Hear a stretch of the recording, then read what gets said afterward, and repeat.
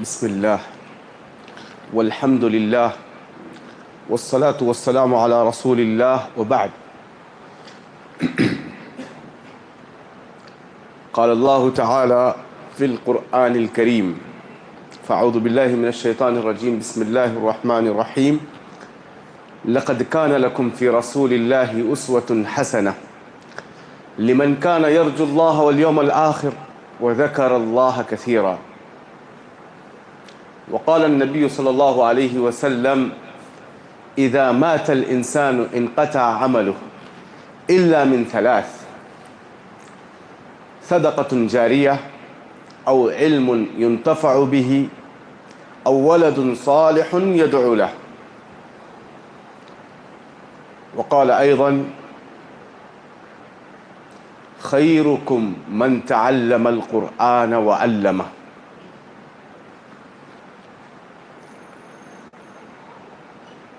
معزز سامعین کرام، السلام علیکم ورحمۃ اللہ وبرکاتہ. تقریباً کل صبح سے آج تک ضلعی جمعیت، مجلس علماء کی یہ ترتیبات اور یہ تنسیقات رہی کہ ماشاء اللہ شہر سرسی میں اور اس کے اطراف و اکناف 16 سے 17 پروگرامز ہوئے، اور میں سمجھ رہا تھا کہ یہ اس سلسلے کی آخری کڑی آج آپ کے درمیان ہے، تو پتہ چلا کہ کل اور مزید 3 پروگرام صبح میں ہیں. حقیقت کہوں، یہاں جو علم دوستی کا جو ماحول ہے، علماء کی جو ماشاءاللہ کثرت ہے، اور لوگوں میں جو خیر کا جذبہ ہے، اور خصوصاً کل کا جو پروگرام تھا دروس المہمہ لعامۃ الامہ، جو علامہ بن باز رحمہ اللہ کی مقبول ترین کتاب ہے. دنیا کی شاید ہی کوئی زبان ہو جس کتاب میں اس کتاب کا ترجمہ نہ کیا گیا ہو. تو ماشاء اللہ اس پروگرام میں طلباء، طالبات، بچے، بوڑھے، ان لوگوں کی شرکت دیکھ کر بھی بڑی خوشی ہوئی. حقیقت میں اگر دیکھا جائے یہ بہت بڑی نعمت ہے کہ اللہ تعالیٰ نے جو ہم پر انعامات کیے ہیں، اکرامات کیے ہیں، احسانات کیے ہیں، اس کے بدلے ہم رب کے شکر گزار بندے بنے رہیں، مساجد سے جڑے رہیں، علم دوست رہیں، اللہ اور اس کے رسول صلی اللہ علیہ وسلم کی تعلیمات پر عمل پیرا ہوں، قال اللہ وقال الرسول کو اہمیت دی جائے، اور سلف صالحین کے طریقے پر عمل کرنے کا جذبہ پیدا ہو. یہ حقیقت میں اگر دیکھا جائے تو یہ بہت بڑی سعادت ہے. اکثر لوگ کیا سمجھتے ہیں، ایک عالیشان بنگلہ ہو جائے، بہترین گاڑی رہے ہمارے پاس، عالیشان لباس ہو، رکھ رکھاؤ معیاری ہو، اس کو سعادت سمجھتے ہیں. یہ بہت بڑی غلط فہمی ہے، بہت بڑی غلط فہمی ہے. کسی غریب کو، کسی مسکین کو، کسی پریشان حال کو جب دیکھتے ہیں تو بسا اوقات دل میں خیال آتا ہے شاید اللہ تعالیٰ اس سے ناراض ہے، اس لیے یہ غریب ہے، محتاج ہے، مسکین ہے. اور ہم نے ایک معیار بنا لیا ہے کہ ہمارا مالدار ہونا یہ اللہ کے پاس مقبول ہونے کی علامت ہے. معاف کرنا، دیکھیں، اگر اللہ ہم سے ناراض ہے تو ہمیں دولت سے محروم نہیں کریں گے، عالیشان بنگلوں سے محروم نہیں کریں گے. اگر رب رحمان ہم پر خفا ہیں،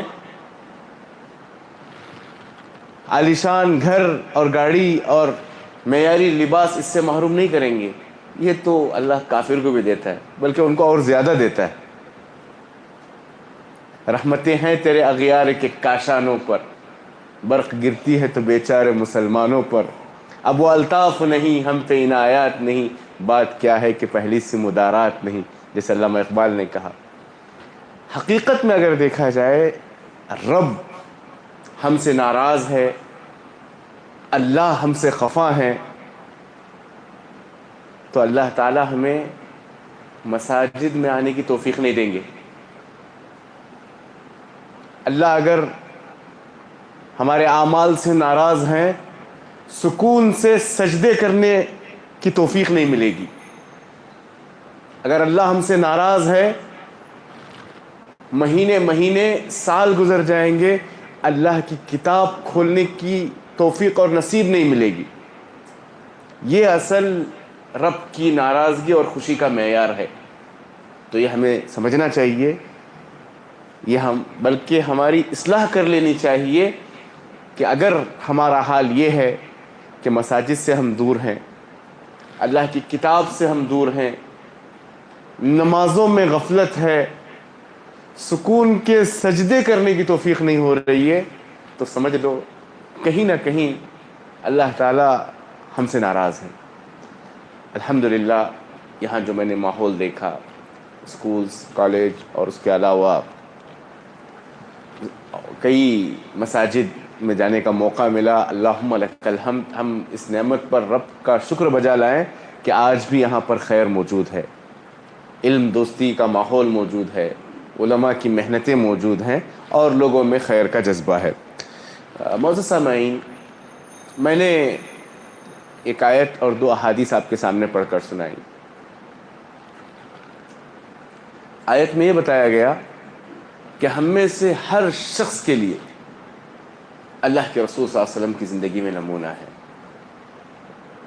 مرد ہوں، عورت ہوں، باپ ہو، بیٹا ہو، استاذ ہو، شاگرد ہو، قوم کا علمبردار ہو، مساوات کا علمبردار ہو، ہر شخص کے لیے اللہ کے رسول صلی اللہ علیہ وسلم کی زندگی میں نمونہ ہے، چاہے وہ امن کے حالات ہوں یا جنگ کے حالات ہوں، چاہے وہ سفر کے حالات ہوں یا اقامت کے حالات ہوں، ہر حال میں اللہ کے رسول صلی اللہ علیہ وسلم کی زندگی میں نمونہ ہے۔ معزز سامعین، پھر میں نے جو 2 حدیثیں پڑھ کر سنائیں اس کا مفہوم بھی سن لیں۔ ایک حدیث میں بتلایا گیا کہ جب انسان کی وفات ہوتی ہے، اذا مات الانسان انقطع عمله، جب انسان کی وفات ہوتی ہے تو جو نیک اعمال کا سلسلہ وہ ڈسکنیکٹ ہو جاتا ہے، الا من 3، لیکن 3 چیزیں ہیں جو مرنے کے بعد بھی آپ کے کھاتے میں برابر جمع ہوتی رہیں گی۔ وہ کیا چیزیں ہیں؟ صدقۃ جاریہ، آپ نے کوئی ایسا صدقہ جاریہ والا کام کیا اپنی زندگی میں، آپ کے جانے کے بعد بھی برابر اس کا فائدہ آپ کو پہنچتا رہے گا، اچھائی میں بھی برائی میں بھی۔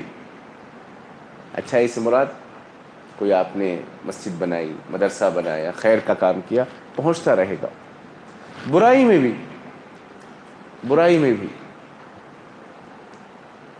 نوجوان کا واقعہ میں نے سنا تھا،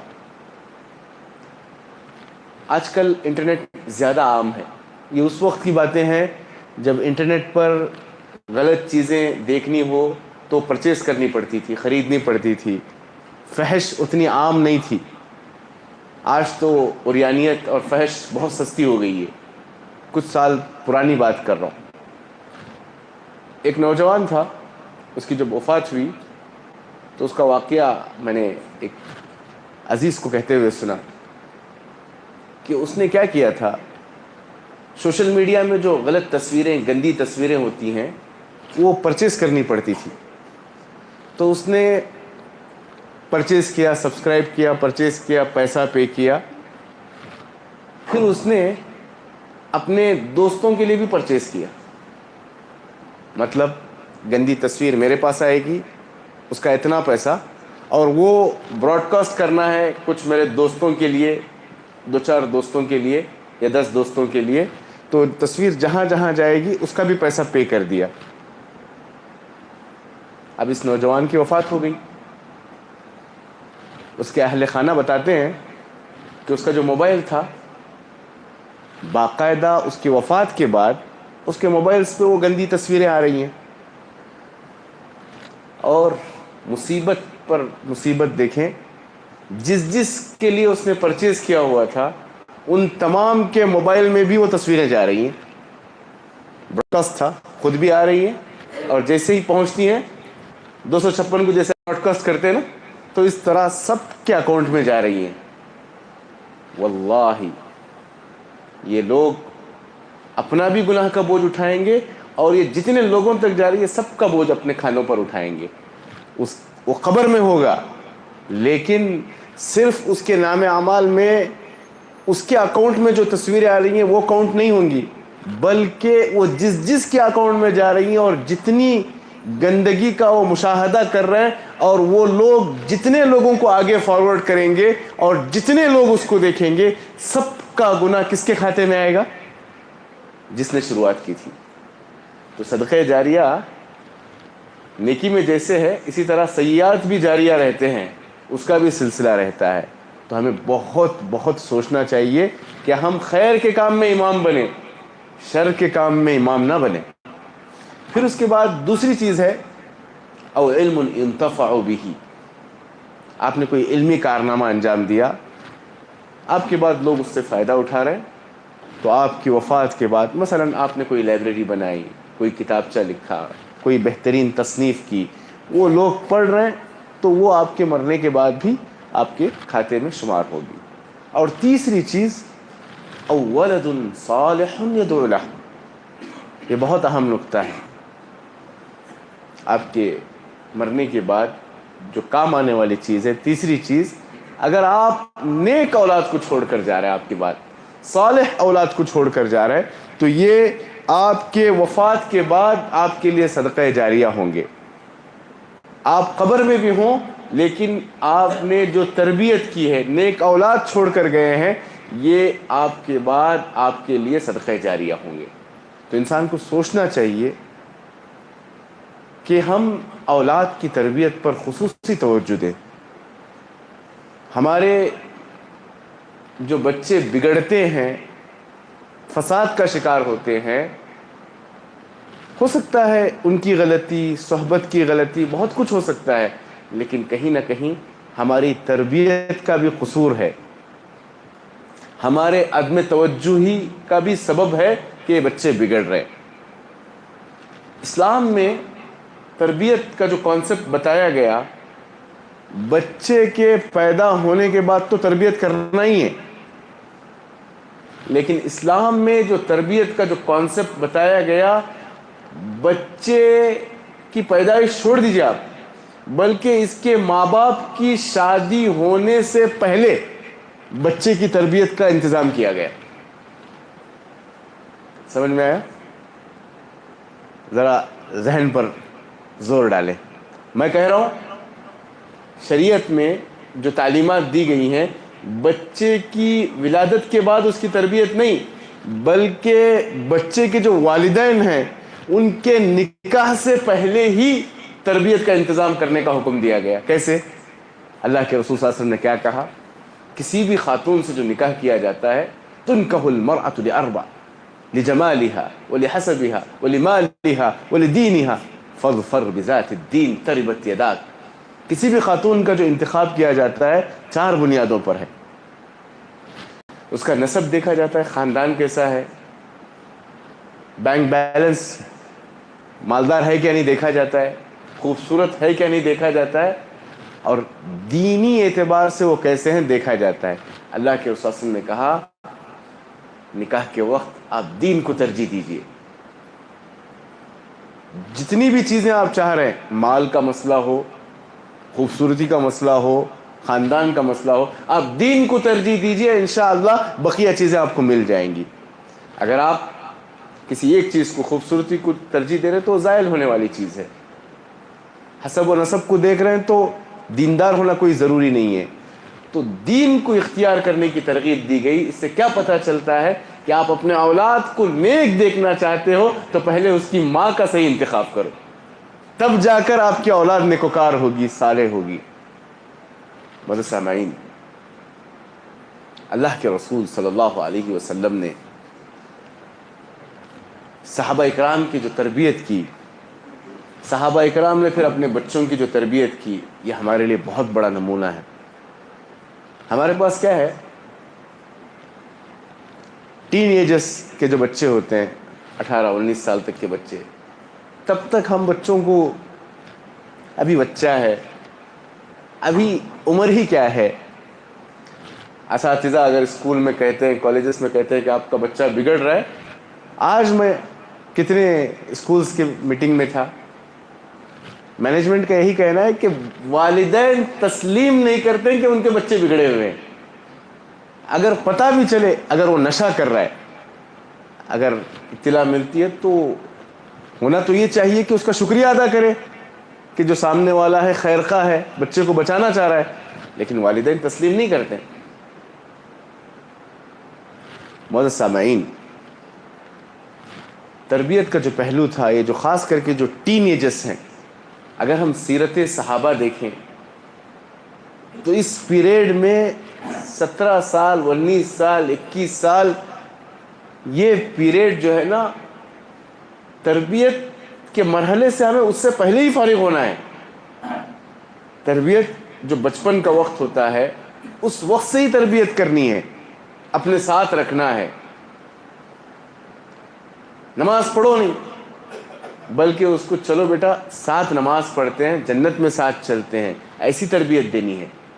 اور بچے آپ جو کہتے ہیں نا وہ کم سنتے ہیں, اور جو آپ جو کرتے ہیں اس کو زیادہ فالو کرتے ہیں. آپ صحابہ اکرام کو دیکھیں, ٹین ایجز میں دنیا کو انہوں نے فتح کیا. محمد بن قاسم, اس نوجوان کا نام آپ نے سنا ہوگا. یہ اس شہر کے ہیں طائف, جہاں کے لوگوں نے ظلم کیا آپ پر. پہاڑوں پر مسلط فرشتہ آ کر کہتا ہے حکم کرو تو 2 پہاڑوں کے بیچ میں اس قوم کو دبوچ دوں. اللہ کے رسول صلی اللہ علیہ وسلم نے کہا نہیں, میں رحمت للعالمین بنا کر بھیجا گیا ہوں. مجھے امید ہے کہ جو قوم آج میرا انکار کر رہی ہے, تکذیب کر رہی ہے, مجھے امید ہے کہ اللہ تعالیٰ ان کے نسلوں میں ایسے لوگوں کو پیدا کرے گا جو موحد ہوں گے.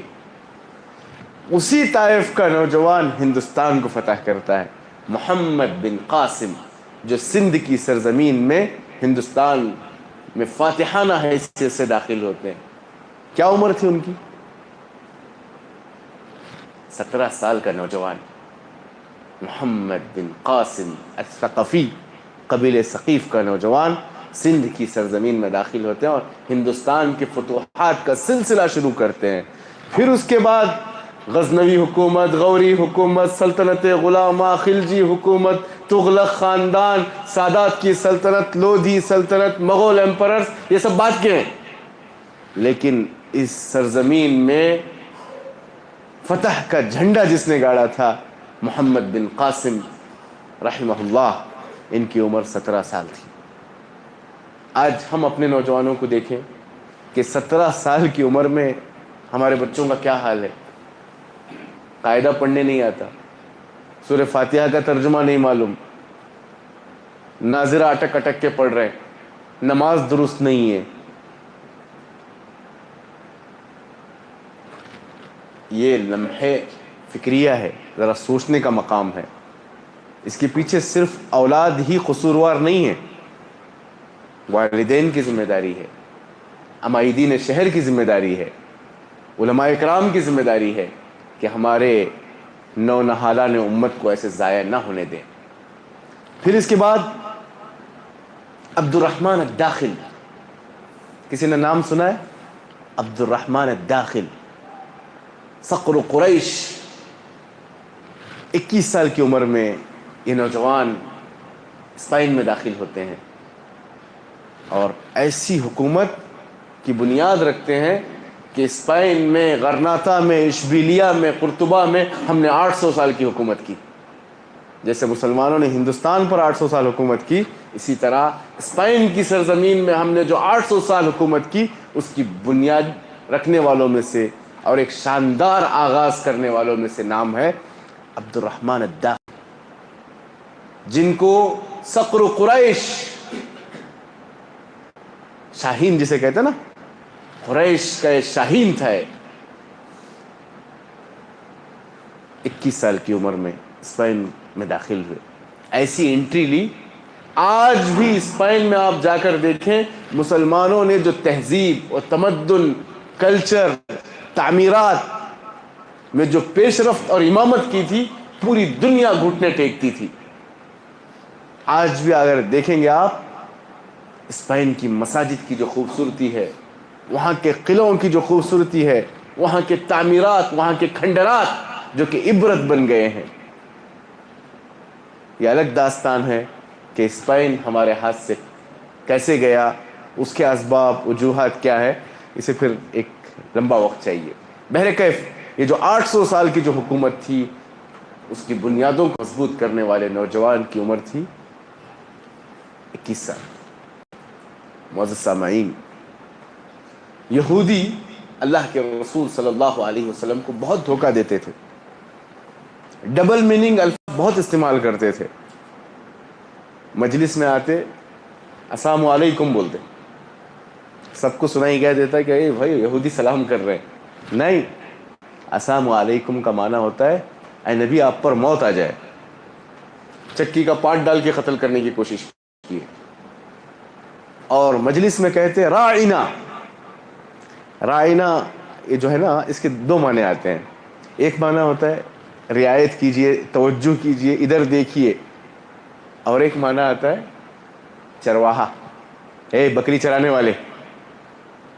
یہودی یہ دوسرا معنی استعمال کر رہے.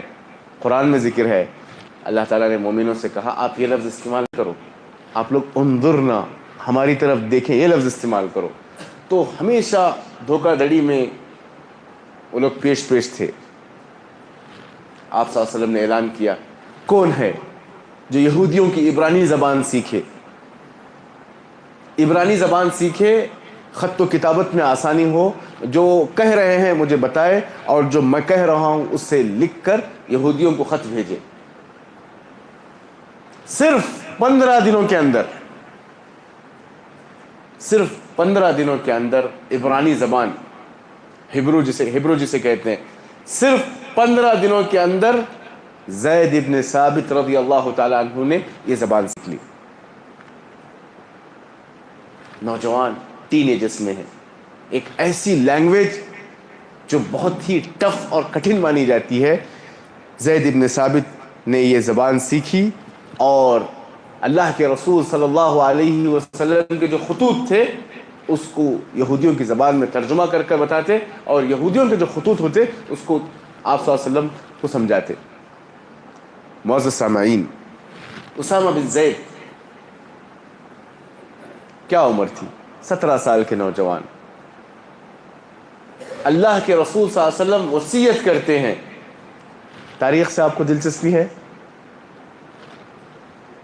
اللہ کے رسول صلی اللہ علیہ وسلم پہلی ہجری کو مدینہ آئے، دوسری ہجری میں جنگ بدر ہوئی، تیسری ہجری میں جنگ احد ہوئی، 5ویں ہجری میں جنگ خندق ہوئی، صلح حدیبیہ 6 ہجری میں ہوئی، 7ویں ہجری میں خیبر کا واقعہ پیش آیا. کیونکہ جو خندق کی جو جنگ تھی جس میں 10,000 مشرکین آئے تھے، وہ یہودیوں کی چال کی وجہ سے آئے تھے. تو آپ صلی اللہ علیہ وسلم نے مکہ فتح کرنے سے پہلے یہودیوں کا جو قلعہ تھا خیبر فتح کیا. 7 ہجری کو خیبر فتح کیا، پھر اس کے بعد 8 ہجری کو مکہ فتح کیا. 9 ہجری کو اس وقت کا جو سب سے بڑا پاورفل رومن ایمپررز تھا، اس کے ساتھ تبوک وار پیش آیا، لیکن وہ لوگ جنگ پہ وقت پر نہیں آئے. اسی درمیان جنگ موتا پیش آئی. جنگ موتا بھی روم کی طرف تھی، لیکن سپر پاور ملک سے ٹکر تھی، تو آپ کو ڈر تھا کہ اس میں بہت کچھ گڑبڑ ہونے والا ہے، تو آپ نے 3 امیر بنائے۔ پہلے امیر کس کو بنائے؟ جعفر طیار، علی رضی اللہ عنہ کے بھائی۔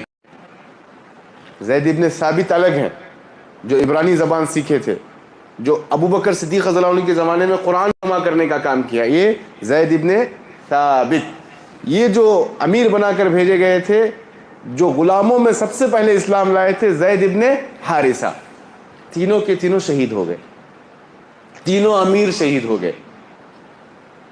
جعفر طیار، دوسرے ابن رواحہ، اور تیسرے زید ابن حارثہ۔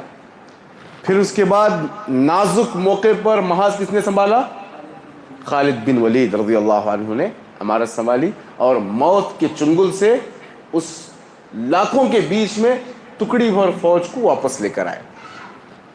پھر اللہ کے رسول صلی اللہ علیہ وسلم نے فیصلہ کیا کہ اس کی انتقامی کارروائی ہوگی۔ آپ نے ڈیسائیڈ کر دیا اسامہ بن زید اس کے کمانڈر ہوں گے۔ آپ صلی اللہ علیہ وسلم کا انتقال ہو گیا، آپ صلی اللہ علیہ وسلم کا انتقال ہو گیا، تو اب خلیفہ کون بنے؟ کون؟ ابو بکر صدیق رضی اللہ عنہ۔ بہت سے مشورے آئے، ایک مشورہ آیا وہ غلام ہیں، ان کو مت بھیجو، اور ایک مشورہ آیا وہ غلام کے بیٹے ہیں، مت بھیجو، وہ ابھی بچہ ہے، عمر کیا ہے 17 سال، نہیں بھیجو۔ پھر ایک مشورہ آیا مدینے کے سچویشن فی الوقت درست نہیں ہے، مت بھیجو، کیونکہ ہر طرف سے حملے کا خدشہ ہے۔ ابو بکر صدیق رضی اللہ عنہ نے پھر ایک مشورہ آیا، وہ ٹین ایج کے ہیں اور ان کے انڈر میں بڑے بڑے نام ہیں، ابو بکر اور عمر کو بھی اللہ کے رسول صلی اللہ علیہ وسلم نے اسامہ بن زید کے انڈر میں رکھا ہے، ان کو مت بھیجو۔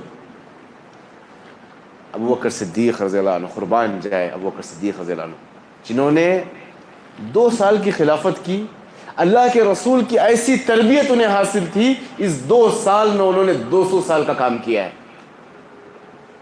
بڑے بڑے فتنے، مدعیان نبوت کے فتنے، مانعین زکوٰۃ کے فتنے، مرتدین کے فتنے، قرآن مجید کو جمع کرنے کا مسئلہ، کیونکہ ان کے زمانے میں 70 صحابہ کو مسیلمہ کذاب کی جنگ میں شہید کر دیا گیا۔ بڑے بڑے کارنامے کیے، اس میں سے ایک کارنامہ تھا اسامہ رضی اللہ تعالیٰ عنہ کی فوج کو انہوں نے بھیجا۔ تمام مشورے سننے کے بعد انہوں نے کہا اسامہ بن زید جا کر رہیں گے، اگر مجھے پتا چلے کہ مدینے کے اطراف موذی جانور، تکلیف دینے والے، اذیت پہنچانے والے جانوروں نے گھیرا ڈالا ہوا ہے اور پورے مدینے میں صرف ابو بکر ہے، تب بھی یہ لشکر جا کر رہے گا۔ اب اندازہ لگائیں اسامہ بن زید کیا عمر ہے، 17 سال کے اس نوجوان پہ وہ کیا بھروسہ تھا، کیا اعتماد تھا کہ اللہ کے رسول صلی اللہ علیہ وسلم نے وصیت کی کہ اسامہ بن زید لیڈنگ کریں گے، اور اسی کمانڈر کو ابو بکر صدیق رضی اللہ تعالیٰ عنہ نے بھیجا۔ معزز سامعین، ایسے بے شمار ہمیں نوجوان صحابہ کے واقعات ملتے ہیں جس میں ہمیں ان کی تربیت، آپ صلی اللہ علیہ وسلم کا جو اہتمام تھا وہ پتہ چلتا ہے۔ ہمارے بچوں کو یہ تربیت دینے کی ضرورت ہے کہ اسلام میں جو ٹائم مینجمنٹ ہے ویسا ٹائم مینجمنٹ دنیا کے کسی دین میں نہیں ہے، اور ہمارا ٹائم مینجمنٹ جیسے اسکول 8-9 بجے شروع ہوتی ہے تب سے نہیں، ایگزام صبح 7 بجے شروع ہوتا ہے تب سے نہیں، بلکہ فجر کی نماز سے، بلکہ اس کی سنت ہی سے، بلکہ تہجد کی نماز سے ہی ٹائم مینجمنٹ کا سلسلہ شروع ہو جاتا ہے۔ ہم ہمارے بچوں کو بتلائیں کہ فجر کی 2 رکعت جو سنت پڑھے، اگر وہ یہ کہے کہ میں بل گیٹس سے زیادہ مالدار ہوں تو یہ غلط نہیں ہے، کیونکہ اللہ کے رسول صلی اللہ علیہ وسلم نے کیا کہا ہے؟ اللہ کے رسول صلی اللہ علیہ وسلم نے کہا ہے کہ 2 رکعت سنت جو ہم پڑھتے ہیں فجر کی، یہ دنیا اور دنیا میں جو کچھ ہے اس سے بہتر ہے۔ تو ہمارے بچوں کے ذہن میں ہم یہ بات ڈالیں کہ جو تم سنت اور فرض جو پڑھ رہے ہو نا، اس سے بڑھ کر ٹائم مینجمنٹ نہیں ہے. اور جو یہ ٹائم مینجمنٹ کا پابند نہ ہو، فجر اور اس کی سنت کا پابند نہ ہو، تو اس کی زندگی میں کوئی ٹائم مینجمنٹ نہیں آ سکتی. اور اللہ کے رسول صلی اللہ علیہ وسلم نے ایک معلم کی حیثیت سے جتنے طریقے بتلائے ہیں، پڑھانے کے جو میتھڈز بتائے ہیں. ٹیچر ٹریننگ میں اکثر ہم لوگ ویسٹرن کلچر کے تابع ہوتے ہیں. اگر کوئی اسکولز کے یہاں ہیں تو ذمہ داران سمجھ سکتے ہیں کہ ہم لوگ ٹیچر ٹریننگ میں ویسٹرن کلچر کے کئی فارمولوں کو اپناتے ہیں. اللہ کی قسم، اگر ہم اللہ کے رسول صلی اللہ علیہ وسلم کو بحیثیت معلم اگر پڑھے، 50 میتھڈ ملیں گے کہ آپ صلی اللہ علیہ وسلم نے پڑھانے کے جو طریقے بتلائے، اللہ کی قسم ہم کسی کے محتاج نہیں ہیں. ٹیچر ٹریننگ میں کسی کے محتاج نہیں ہیں. بات کیسے کی جائے، بات کیسے رکھی جائے، سامنے والے کو نصیحت کب کی جائے، سامنے والے کو نصیحت کب کی جائے، وقت کا انتظار، صحیح موقع پر صحیح بات. کوئی ایک حادثہ پیش آتا ہے، ایک جانور پڑا ہوا ہے، مرا ہوا ہے، اللہ کے رسول صحابہ اکرام سے پوچھتے ہیں کون ہے یہ جانور خریدے 1 درہم کے بدلے؟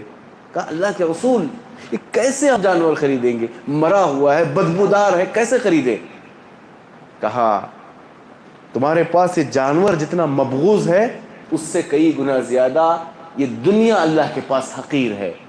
ایک چھوٹے سے مثال میں اللہ کے رسول صلی اللہ علیہ وسلم نے پوری دنیا کی حقیقت رکھ دی. آپ صلی اللہ علیہ وسلم ایک دفعہ ایک لکیر کھینچتے ہیں، ایک چوکور باکس بناتے ہیں، پھر اس کے بعد اور ایک دائرہ بناتے ہیں، کہتے ہیں یہ انسان کی زندگی ہے. ایک سیدھا راستہ، ایک لمبی لکیر کھینچتے ہیں، کہتے ہیں یہ صراط مستقیم ہے. پھر اس کے بعد کئی لکیریں کھینچتے ہیں، یہ کئی عوارض ہیں جو انسانی زندگی میں پیش آتے ہیں. پھر ایک لکیر انسان کی جو زندگی ہے اس سے باہر کھینچتے ہیں، کہتے ہیں یہ انسانوں کی امیدیں ہیں. انسان کی زندگی ختم، لیکن امیدیں ختم نہیں ہوتی، اس 4 کونی باکس سے آگے نکل گئی. ایسے ایسے میتھڈ آپ نے بتائے، اللہ کے رسول صلی اللہ علیہ وسلم نے تربیت کے ایسے ایسے پہلو بتائے. ایک شخص نوجوان اللہ کے رسول صلی اللہ علیہ وسلم کے پاس آتا ہے، آ کر کہتا ہے اللہ کے رسول میں فلاں سے زنا کرنا چاہتا ہوں. اگر آج کوئی یہ سوال کر لے پبلک میں، اتنے جوتے پڑیں گے اسے، اتنے جوتے پڑیں گے، سب بھول جائے گا. قربان جائے اللہ کے رسول صلی اللہ علیہ وسلم پر. اس نوجوان سے کہتے ہیں قریب آؤ، نزدیک آؤ.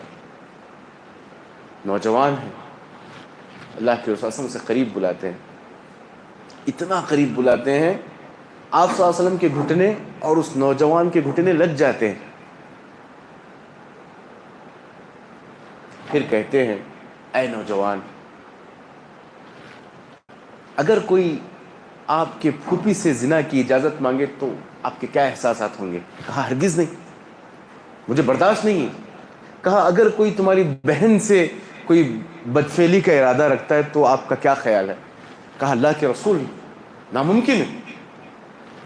اگر کوئی تمہاری ماں کے ساتھ زنا کی سوچے تو کہا اللہ کے رسول ناقابل برداشت ہے. کہا اے نوجوان، تم جس خاتون سے بدفعلی کرنا چاہ رہے ہو وہ بھی کسی کی ماں ہوگی، کسی کی بہن ہوگی، کسی کی پھوپھی ہوگی. جو کام اپنے لیے پسند نہیں کرتے ہو تو لوگوں کے ماں بہن پھوپھی کے لیے تم کیسے پسند کرتے ہو؟ اس دن کے بعد صحابہ اکرام کہتے ہیں وہ نوجوان کبھی برائی کی طرف اس کی نگاہ نہیں گئی، ہمیشہ کے لیے اس کی اصلاح ہو گئی. اس سے بڑھ کر تربیت کا کیا نمونہ ہو سکتا ہے؟ ایک نوجوان، ایک بدو شخص مسجد نبوی میں آتے ہیں، مسجد نبوی کے تقدس کو پامال کر دیتے ہیں. مسجد نبوی جہاں ایک نماز کا ثواب 1000 کے برابر ہے، جہاں جنت کی کیاری ہے، روضۃ من ریاض الجنہ، وہاں آ کر پیشاب کر دیتا ہے. صحابہ اکرام آپے سے باہر ہو جاتے ہیں. ناقابل برداشت حرکت ہے یہ.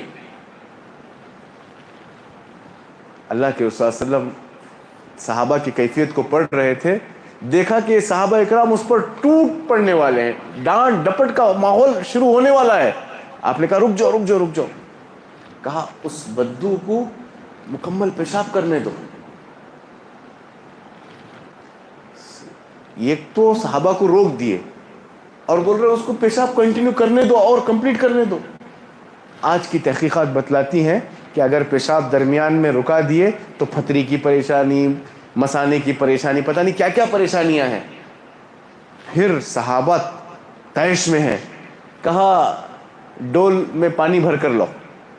انہی صحابہ سے کہا کہ پانی بھر کر لو. اب اللہ کے رسول کا حکم ہے، سب لوگ ڈول میں پانی لا رہے، اس پیشاب کو صاف کر رہے، انہی سے صفائی کا کام لے رہے ہیں.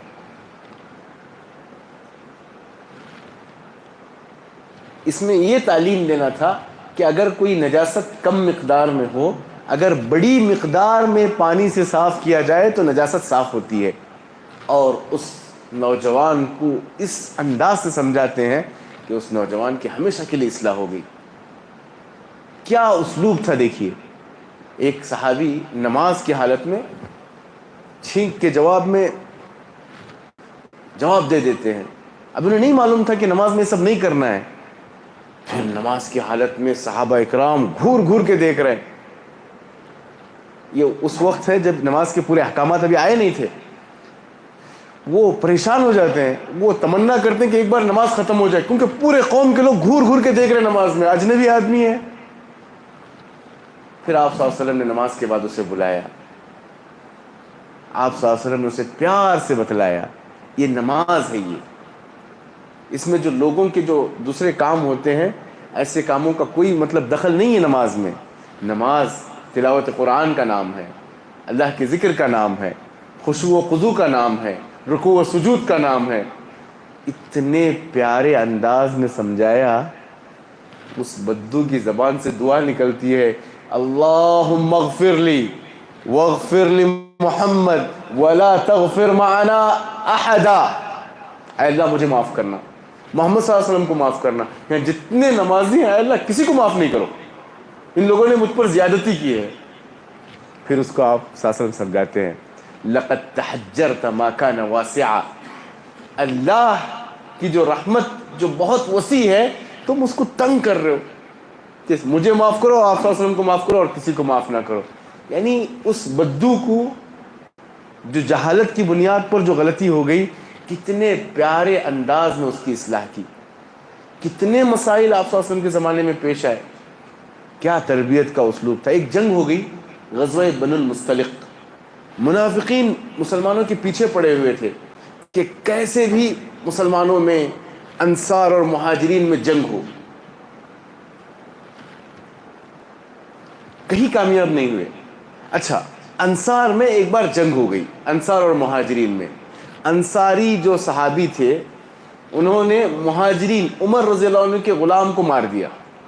پھر جواب میں انہوں نے مارا. پھر بات آگے بڑھ گئی. قریب تھا کہ جاہلیت والی عصبیت دوبارہ آنے والی تھی. اتنے میں ایک طرف سے آواز آئی، یا للمہاجرین، اے مہاجرو اٹھ کھڑے ہو جاؤ. زمانے جاہلیت کا تعصب دوبارہ آنے لگا.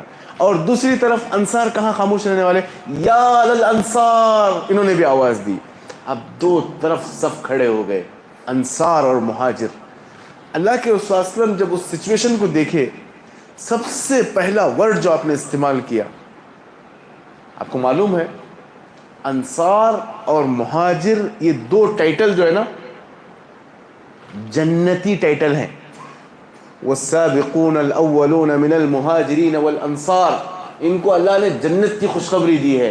یہ دو عظیم ٹائٹل ادھر سے بھی پکار رہے ہیں، ادھر سے بھی پکار رہے ہیں. اللہ کے رسول نے کیا کہا، دعوها فإنها ممتنہ. باز آ جاؤ ایسے کلمات کو استعمال کرنے سے، ایسے القاب کو استعمال کرنے سے، ایسے ٹائٹل کے اور ایسے نعرے کہنے سے رک جاؤ. کہا اس سے مجھے بدبو آ رہی ہے، اس سے مجھے عصبیت کی بو آ رہی ہے. تو اس طرح اللہ کے رسول صلی اللہ علیہ وسلم نے جو جنگ کا ماحول تھا اسے ایک ہی جملے میں ختم کر دیا. پھر اس کے بعد صحابہ اکرام کو اتنا چلایا اتنا چلایا اتنا چلایا صحابہ نے سوچا کہ اب تو خوب چلا دیے ہیں، کیونکہ اس واقعے پر دوبارہ کمنٹس نہ ہوں. اتنا چلایا تھک گئے. اب سوچا کہ شاید اب سونے کے لیے موقع دیں گے، نہیں، پھر آپ نے رات بھر چلایا. صبح جب ہوئی سب میٹھی نیند میں سو گئے اور اس واقعے کو بھلا دیے اور ایک بہت بڑے حادثے کو بڑی حکمت سے حل کیا. یہ تربیت کا اسلوب تھا. اور بہت سے واقعات ہیں جس سے ہمیں آپ صلی اللہ علیہ وسلم نے صحابہ کی جو تربیت کی اس کی مثالیں ملتی. ایک مثال، آخری مثال سن لیں. اسی جنگ میں بنو المصطلق کے موقع پر ایک اور سازش کی تھی منافقین نے. اما عائشہ رضی اللہ تعالیٰ عنہ پر الزام لگائے تھے. تفصیلی واقعہ آپ نے سنا ہوگا، تفصیل میں جانا نہیں ہے کیونکہ ام المؤمنین اما عائشہ رضی اللہ تعالیٰ عنہ اور دوسروں میں جو فرق ہے، عیسیٰ علیہ السلام پر بھی الزام لگایا گیا، یوسف علیہ السلام پر بھی الزام لگایا گیا، اور بھی لوگوں پر لگایا گیا. تو کسی شخص نے گواہی دے دی. کبھی عیسیٰ علیہ السلام نے مریم علیہ السلام پر جو الزام لگایا گیا اس کی عیسیٰ علیہ السلام نے گواہی دے دی. لیکن اما عائشہ پر جب الزام لگایا گیا تو فلاں شخص نے یا فلاں نے نہیں، بلکہ کسی بچے نے نہیں، بلکہ کس نے گواہی دی؟ اللہ رب العالمین نے ساتوں آسمان کے اوپر سے قیامت تک پڑھی جانے والی آیات سورہ نور میں نازل کر کے اما عائشہ کی برات کا اعلان کیا. اچھا، جب یہ واقعہ پیش آیا تو منافقین کا جو سردار تھا، نام کیا ہے؟ عبداللہ بن ابی بن سلول. نام بھی بڑا عبداللہ. یہ سازش رچنے والا شخص تھا. عمر رضی اللہ تعالیٰ عنہ مدینے کے دروازے پر کھڑے ہو گئے کہ اس منافق کی گردن میں اڑا دوں گا، یہ واجب القتل ہے. آپ صلی اللہ علیہ وسلم سن رہے ہیں. اتنے میں فوراً عبداللہ بن ابی بن سلول کے جو فرزند تھے ان کا نام بھی عبداللہ بن ابی بن سلول آئے. انہوں نے کہا، اے اللہ کے رسول، اگر عمر میرے والد کو اگر قتل کریں گے، یقیناً میرے والد واجب القتل ہیں کیونکہ امی عائشہ رضی اللہ تعالیٰ عنہ کی انہوں نے گستاخی کی ہے، اگر وہ قتل کریں گے تو کبھی نہ کبھی کسی نہ کسی وقت میرے دل میں ایک خیال آ سکتا ہے کہ عمر میرے باپ کے قاتل ہیں. اگر زمانے جاہلیت کی عصبیت آ جائے اور مجھ سے کوئی حرکت سرزد ہو سکتی ہے، اے اللہ کے رسول صلی اللہ علیہ وسلم، میرے باپ منافقوں کے جو سردار ہیں ان کے قتل کی اجازت مجھے دیجیے. دونوں گردن اڑانے کے لیے تیار ہیں. لیکن اللہ کے رسول صلی اللہ علیہ وسلم کی تربیت دیکھیے. آپ نے عمر رضی اللہ عنہ کو بلایا اور عبداللہ بن ابی بن سلول کو بلایا اور کہا، ہمیں معلوم ہے کہ یہ منافق ہے، واجب القتل ہے، سزا کا مستحق ہے، لیکن اطراف و اکناف کے لوگ، جزیرۃ العرب کے لوگ، ان لوگوں کو نہیں معلوم ہے کہ یہ منافق ہے. اگر عمر یا عبداللہ بن ابی بن سلول اگر اس منافق کا قتل کرتے ہیں، لوگ کیا سوچیں گے؟ یہ کیسا دین ہے؟ فَإِنَّ مُحَمَّدًا يَقْتُلُ أَصْحَابَهُ. لوگ یہی بولیں گے یہ کیسا دین ہے، محمد تو اپنے ہی لوگوں کا قتل کرتے ہیں. اس وقت کا جو میڈیا تھا، اس میڈیا کے منہ کو بند کرنے کے لیے اللہ کے رسول صلی اللہ علیہ وسلم نے دونوں کو منع کیا کہ اس شخص کو کچھ نہ کیا جائے. کتنی بڑی حکمت عملی تھی. کیونکہ واقعہ جو ایک ہوتا ہے میڈیا اسے 10 رنگ دیتا ہے، لیکن اللہ کے رسول صلی اللہ علیہ وسلم نے نہ رہے بانس نہ بجے بانسری. وہ مسئلہ ہی جڑ سے ختم کر دیا کہ اگر تم میں سے کوئی بھی قتل کرے تو لوگ یہی کہیں گے کہ محمد صلی اللہ علیہ وسلم تو اپنے ہی لوگوں کا قتل کرتے ہیں. تو اس حکمت عملی سے آپ نے صحابہ کی تربیت کی. دیکھیے آپ صلی اللہ علیہ وسلم نے جو صحابہ کی تربیت کی، 20 سال کی مختصر مدت میں اس وقت کے 2 بڑے سپر پاور ملک عمر رضی اللہ عنہ کے زمانے میں فتح ہو گئے. اور ان درباروں میں جا کر صحابہ اکرام نے جو اسلام کی نمائندگی اور ترجمانی کی، جعفر رضی اللہ عنہ نے جو نجاشی کے دربار میں جس انداز سے اسلام کو پیش کیا، نجاشی بادشاہ زار و خطار رونے لگتا ہے. ربع بن عامر رستم کے دربار میں بدو قسم کے آدمی سمجھ کر پوری مجلس کو سجایا گیا کہ بدو قسم کا آدمی ہے, اس پر ایک رعب جمع ہے. ربع بن عامر یہ صحابی اس انداز میں اپنے نیزے کو لے کر, رستم فارس کی دنیا کا سب سے طاقتور شخص, اس کے دربار میں داخل اس طرح ہوتے ہیں کہ نیزے کو ان کے قالینوں پر گھونپتے ہوئے آگے بڑھتے ہیں. ان کے پاس جو خچر ہے وہ قالین کی کوئی ایک چیز لے کر وہیں پر باندھ دیتے ہیں, پھر ان قالینوں پر نیزے کو گھونپتے ہوئے رستم کے سامنے کھڑے ہوتے ہیں. اس سے بڑا تعجب ہوتا ہے, یہ لوگ جن کو ہم روٹی کے کچھ ٹکڑے پھینک دیتے تھے زمانے جاہلیت میں, ہماری سنا کرتے تھے, تم لوگوں کو کون سی چیز ہے جو سپر پاور ملک فارس جیسے درباروں کی طرف توجہ کرنے پر آمادہ کیا؟ تو ربع بن عامر کے الفاظ ہیں, ہم لوگ اللہ کی توحید کا پیغام لے کر آئے ہیں, تم نے دین کو تنگ کر کے رکھا ہے, بیکار کے رسم و رواج رکھے ہیں, ان سب چیزوں کو ختم کر کے ہم اسلام کو عام کرنے کے لیے آئے ہیں. تم نے دین کو جو تنگ کیا ہے, دنیا کو جو تنگ کیا ہے, اس کی وسعتوں کی طرف تمہیں دعوت دینے کے لیے آئے ہیں. تو وقت کا جو سب سے بڑا طاقتور شخص ہے وہ بھی حیران ہو جاتا. آپ صلی اللہ علیہ وسلم نے صحابہ اکرام کی ایسی تربیت کی, اور صحابہ نے اپنے فالوورز تابعین کی, فاتحین کی ایسی تربیت کی کہ ایک صدی ختم ہونے سے پہلے, فرسٹ سینچری ختم ہونے سے پہلے, ہندوستان کی سرزمین پر جیسے محمد بن قاسم پہنچے, اسی طرح چائنا کے حدود میں قتیبہ بن مسلم الباہلی پہنچ گئے. اسپین کی سرزمین میں موسیٰ بن نصیر اور طارق بن زیاد پہنچ گئے, اور افریقہ کے حدود میں عقبہ بن نافع پہنچ گئے. یہ لیڈرشپ کی کوالٹی ہمیں آپ صلی اللہ علیہ وسلم کی تربیت میں ملتی ہے. آپ نے صحابہ اکرام کو اس طرح بے باک بنایا کہ اللہ کے رسول صلی اللہ علیہ وسلم ایک مجلس میں بیٹھے ہوئے ہیں, ابو بکر صدیق رضی اللہ عنہ آپ کے بائیں جانب بیٹھے ہوئے ہیں, ایک چھوٹا سا بچہ آپ کے دائیں جانب بیٹھا ہوا ہے. آپ دودھ پی رہے, اس بچے سے اجازت مانگتے ہیں, کیونکہ دودھ کا جو حق ہے جو رائٹ سائڈ بیٹھا ہو اس کا حق ہے. اگر آپ اجازت دیں تو کیا میں یہ ابو بکر کو یہ پیالہ دوں؟ تو بچہ کہتا ہے میں یہاں جو بیٹھا ہوں یہی تو پینے کے لیے بیٹھا ہوں. نہیں, کیا جرأت تھی, کیا جرأت تھی کہ اللہ کے رسول صلی اللہ علیہ وسلم نے اجازت مانگی تب بھی کہا نہیں, یہاں جو میں رائٹ سائڈ بیٹھا ہوں میرا حق ہے. دیکھیں, جنگ احد کو جا رہے تھے, آپ صلی اللہ علیہ وسلم کسی بھی جنگ پر جاتے تو جائزہ لیتے کہ جو کوئی کمزور ہے کیا, کوئی بچے ہیں کیا. دیکھا عبداللہ ابن عمر چھوٹی عمر کے, آپ چلے جاؤ, کم عمر ہیں. پھر دیکھا دو بچے تھے, رافع بن خدیج اور سمرہ بن جندب. کہا تم میں سے جو زیادہ بہادر ہے ان کو لیں گے. تو دونوں کے درمیان کشتی ہوئی, تو سمرہ بن جندب جیت گئے. اب رافع بن خدیج کو واپس جانا ہے, ہار گئے.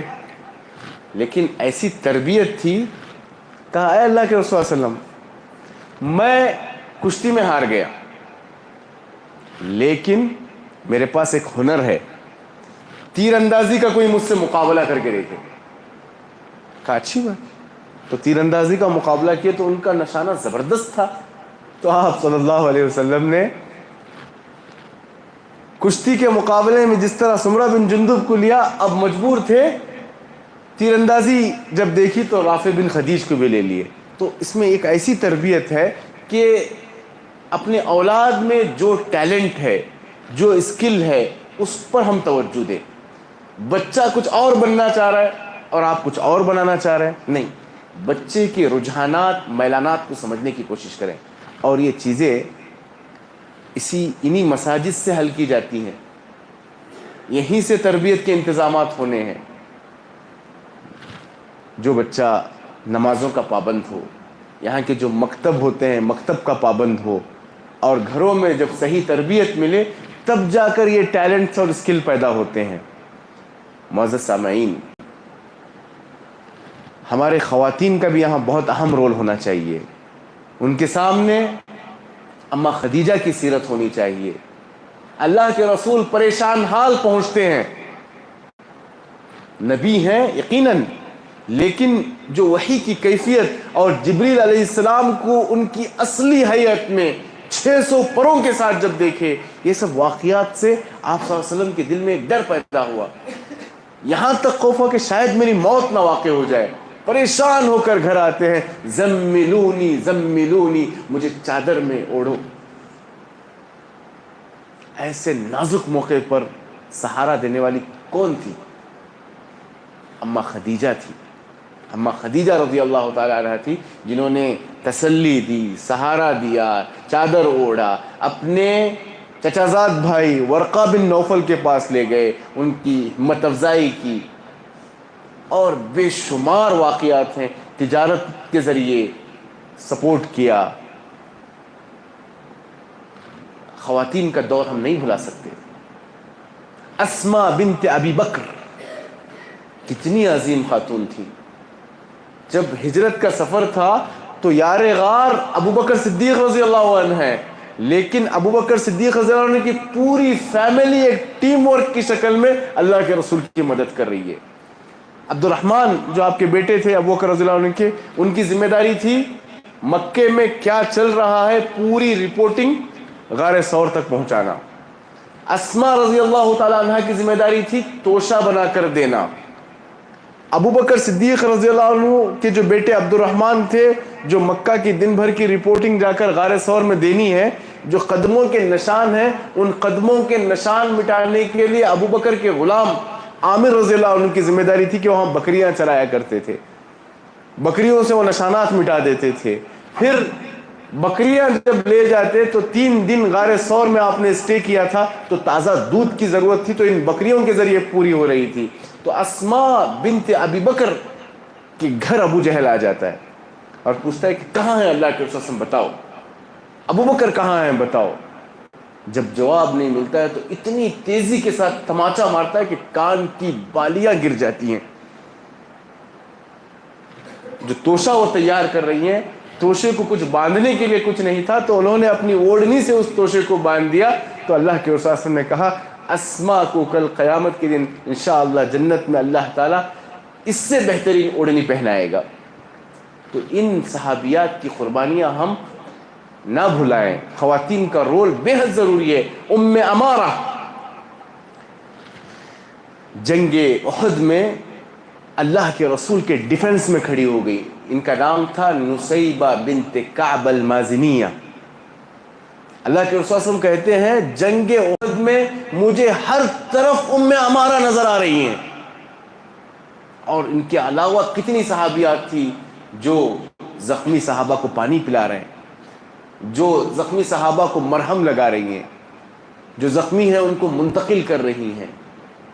تو یہ صحابیات کی قربانیاں ہم نہیں بھلا سکتے۔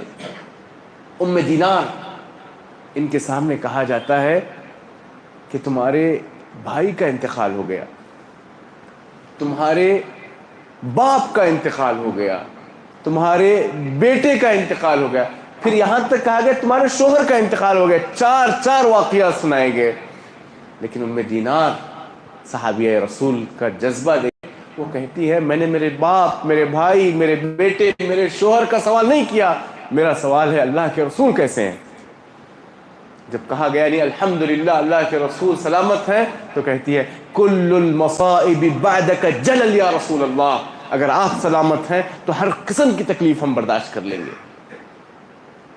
اما عائشہ رضی اللہ تعالی عنہ، کس طرح کی تکلیفوں کا انہیں سامنا کرنا پڑا، ان کی ذات پر الزام لگائے گئے، جیسا کہ میں نے ابھی تفصیل سے بتایا۔ معزز سامعین، وقت کافی ہو چکا ہے، کافی میں دیکھ رہا ہوں کہ وقت گزر رہا ہے۔ میں خلاصہ یہی ہے کہ بچوں کے بگڑنے کا انتظار نہ کریں۔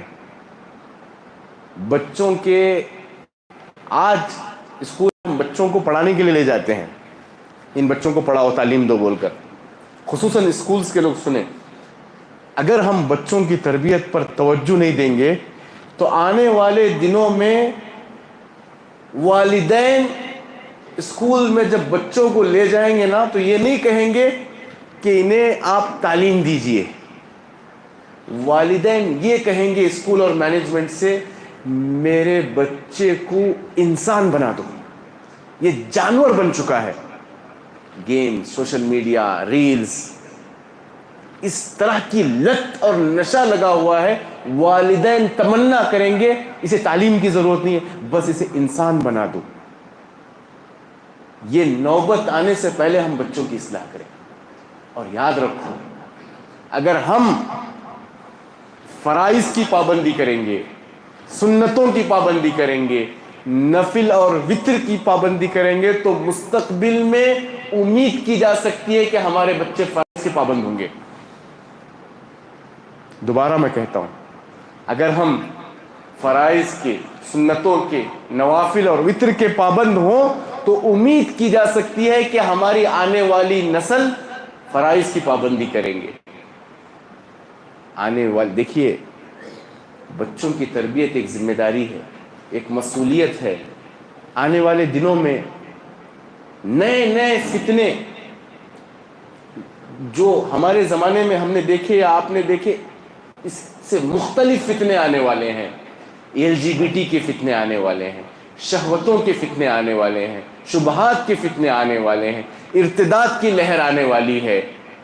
تو ایسے پرفتن زمانے میں ہمیں ایک مضبوط باؤنڈری بنانی پڑے گی بچوں کے اطراف، انہیں ایک محفوظ قلعے میں رکھنا پڑے گا، کیونکہ نیک کاموں کو ایکسپٹ کرنے میں دل اور طبیعت آمادہ نہیں ہوتی ہے، لیکن یہ جو گندگی ہوتی ہے، LGBT، آج لڑکے لڑکوں کے ساتھ اور لڑکیاں لڑکیوں کے ساتھ جینے کو جو قوم لوط کی جو گندگی تھی، یہ لہر آنے والی ہے، تو ضروری ہے کہ ہم اپنے بچوں کو محفوظ قلعوں میں رکھیں۔ یہ بیماریاں دلوں میں داخل ہونے اور سرایت کرنے میں وقت نہیں لگتا، تو ذمہ داروں کو، مینجمنٹ کو، والدین کو، خصوصاً والدہ کو چاہیے کہ وہ اپنے گھر کو اسلامی ماحول بنائیں، تب جا کر امید کی جا سکتی ہے کہ ان فتنوں سے ہم محفوظ رہیں۔ معزز سامعین، ہمارے بچوں میں بہت خیر ہے، بہت صلاحیت ہے، بہت ٹیلنٹ ہے، بس ضرورت ہے انہیں بیدار کیا جائے، کچھ اویئرنس پیدا کیا جائے، اس کی ہمت افزائی ہو، کچھ وقتاً فوقتاً انعامات سے نوازا جائے، کچھ مسکراہٹ کے ساتھ ان سے بات کی جائے۔ ان بچوں کو تھوڑا وقت مطلوب ہے، زندگیاں ہماری کمانے میں گزر جاتی ہیں، اپنے مگن لائف میں گزر جاتی ہیں، ہمیں احساس ہی نہیں کہ بچے کیا چاہتے ہیں۔ بند کمروں میں انہیں چھوڑ دیے تو پھر وہ اپنی زندگی جس روش پہ لے جانا ہے لے جاتے ہیں۔ تو معزز سامعین، ضرورت ہے ہم بچوں کی سنیں، ان کے ساتھ تھوڑی دیر بیٹھیں، کچھ انٹرٹینمنٹ ان کے ساتھ کریں، اپنی بچیوں کو اتنا پیار دے کہ اجنبی شخص جتنے میٹھے میٹھے جملے اسے بول لے، اس بچی کو احساس ہو کہ میرے باپ مجھے اس سے زیادہ پیار دینے والے، تیری بات نہیں، میرے والدین کی بات میرے پاس عزیز ہے، یہ جذبہ پیدا ہو۔ خاص کر کے ارتداد کا جو فتنہ بچیوں میں جو سرایت کر رہا ہے، اس کے لیے صرف والدین ہی نہیں بلکہ مساجد، ہمارے ممبر و محراب، ہمارے کانفرنس وغیرہ ان موضوعات پہ ہونے چاہیے، ہمارے بچوں کے لیے ورکشاپس ہونے چاہیے، ہمارے بچوں کے اندر جو مختلف صلاحیتیں ہیں ان کو ہائی لائٹ کرنے کے لیے اچھے ایکٹیویٹیز اور ان بچوں کو کار خیر میں مشغول کرنے کی ضرورت ہے۔ تو بہرکیف آج کی جو تقریر یا جو موضوع ہے بہت سے موضوعات پر مشتمل ہے، کہیں نہ کہیں تھوڑا بہت دن بھر کی تھکان کا بھی اثر شاید دیکھ رہے ہیں، تو اللہ سے دعا ہے کہ اللہ تعالیٰ ہمیں ایک صالح معاشرہ تشکیل کرنے کی توفیق عطا فرمائے، اور اپنوں کے لیے جو وقت دیں گے، اپنوں کے لیے، گھر والوں کے لیے جو وقت دیں گے، یہ وقت دینا، یہاں تک کہ ایک لقمہ بھی جو ہم اپنے گھر والوں کو کھلاتے ہیں، یہ بھی باعث ثواب ہے۔ احتساب سے کام لیں، اجر کی امید رکھیں آپ۔ اور اسی طرح آخر میں دعا یہ بھی ہے کہ اس زرخیز علاقے میں یقیناً بارشوں کی ضرورت ہے، یقیناً بارشوں کی ضرورت ہے۔ جب یہ بارشوں کا نہیں ہونا، یہ بھی ایک سوالیہ نشان ہے۔ ہمیں اپنا جائزہ لینا چاہیے، کیا ہم سے کچھ ایسے گناہ تو نہیں ہو رہے ہیں کہ اللہ تعالیٰ باران رحمت کو روک رہے ہیں؟ تو استغفار کی ضرورت ہے، دعاؤں کی ضرورت ہے کہ اللہ تعالیٰ صرف زمین ہی پر باران رحمت نہیں بلکہ ہمارے دلوں کو بھی اللہ اپنی رحمتوں سے، اپنے انعامات سے، اکرامات سے نوازے۔ اسی پہ اپنی بات میں ختم کرتے ہوئے اللہ سے دعا گو ہوں کہ اللہ تعالیٰ کہی سنی باتوں پر کہنے اور سننے والوں کو عمل کی توفیق عطا فرمائے۔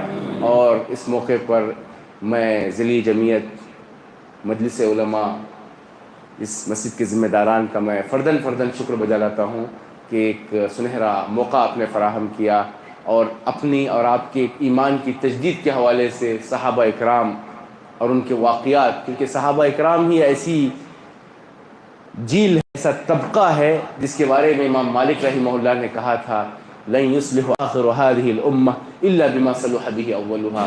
اس امت کے آخری دستے کی اصلاح اس وقت تک ممکن نہیں ہے جب تک اس امت کے پہلے دستے کی اصلاح کن چیزوں سے ہوئی تھی اس کو اپنایا جائے۔ ضرورت ہے کہ ہم سلف صالحین کے طریقے کو اپنائیں، یقیناً انشاءاللہ کامیابی اور خیر اسی میں ہے۔ وصلی اللہ تعالی علی نبینا محمد وعلی آلہ وصحبہ وسلم۔ السلام علیکم ورحمۃ اللہ وبرکاتہ۔